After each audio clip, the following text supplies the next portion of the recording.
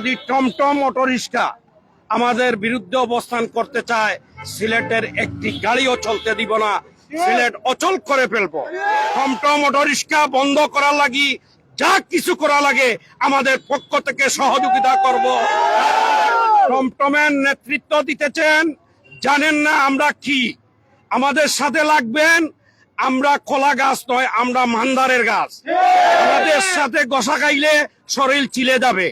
তাই আমি সবিনয় অনুরোধ করব, অনতি বিলম্বে আমাদের যে গাড়ি ভাঙচুর করেছেন, শ্রমিকদেরকে মেরেছেন, প্রশাসন তাদেরকে আইনের আওতায় নিয়ে মামলা রুজু করে এদের বিহিত ব্যবস্থা নেওয়া এবং জেলা প্রশাসককে গ্রাহ করে অনিয়ম অত্যাচার করে লোকজনের গায়ে হাত তোলা, শ্রমিকের গায়ে হাত তোলা, সিএনজি ভাঙচুর করা, এইটার জন্য আমরা তীব্র নিন্দা জানাই।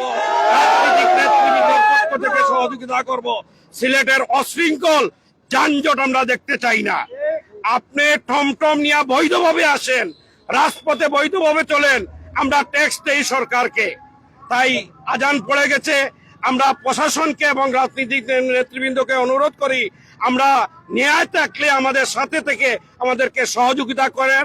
পূজা সামনে রেখে কর্মসূচি দিলাম না, পূজার পরপরই সিলেটের সর্বস্তরের আমাদের সংগঠন থেকে সকল পরিবহন নিয়ে আমরা কর্মসূচিতে যাব এই টমটমের বিরুদ্ধে। তাই সকলকে ধন্যবাদ জানিয়ে বিদায় নিচ্ছি। সবাই ভালো থাকেন, সুস্থ থাকেন। জয় হোক মেহনত। ধন্যবাদ। আমরা আগেও বলেছি, এখনো বলছি, আমরা কারো প্রতিপক্ষ হতে চাই না। প্রশাসনিকভাবে বৈধ এবং অবৈধ, যদি তারা বৈধতা নিয়ে আসতে পারে, রোডে চলে, তাহলে আমাদের কোনো আপত্তি নাই।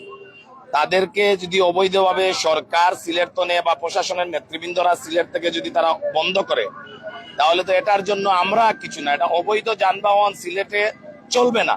আমাদের মূল দাবি হচ্ছে সিলেট শহরে কোনো অনটেস্ট সিএনজি বলেন, অনটেস্ট কার বলেন, অনটেস্ট মাইক্রোবাস বলেন, অনটেস্ট বাস বলেন, যেগুলো অবৈধ আছে, ব্যাটারি চালিত রিক্সা, টমটম, এগুলা চলবে না।